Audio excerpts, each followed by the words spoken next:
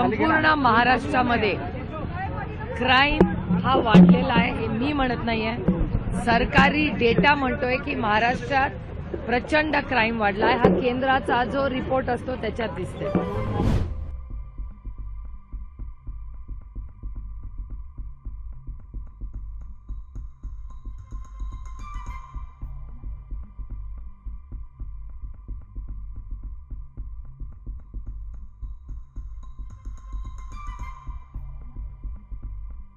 संपूर्ण महाराष्ट्रामध्ये क्राईम हा वाढलेला आहे हे मी म्हणत नाहीये.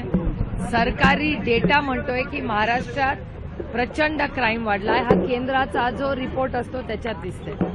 सातत्याने मग पोर्शची महाराष्ट्रात झालेली, पुण्यात झालेली घटना असेल, ड्रग्ज असतील, कोयता गँग असेल, ही पुण्याची सगळी पार्श्वभूमी आहे. आणि क्राईम अगेन्स्ट विमेन म्हणजे महिलांच्या विरोधात होणारे या सगळ्या ज्या घटना आहेत त्या प्रचंड महाराष्ट्रात वाढताना दिसत आहेत.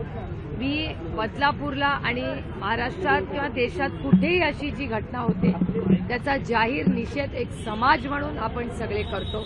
विषय अतिशय संवेदनशील आहे, पण ज्या पद्धतीने तो हाताळला गेला हे अतिशय दुर्दैवी आहे.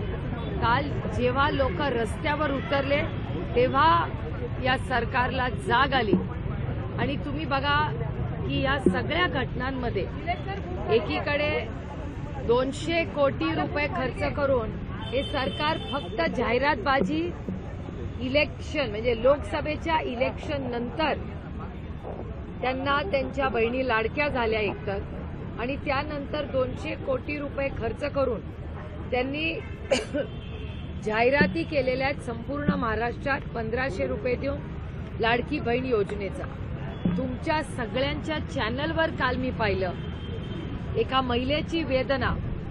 त्या बदलापूरच्या महिला काय म्हणत होत्या की या सरकारचे 1500 रुपये आम्हाला नको, आम्ही सरकारला 2000 रुपये देतो, पण आमच्या लेकी सुरक्षित ठेवा. हे कालची भूमिका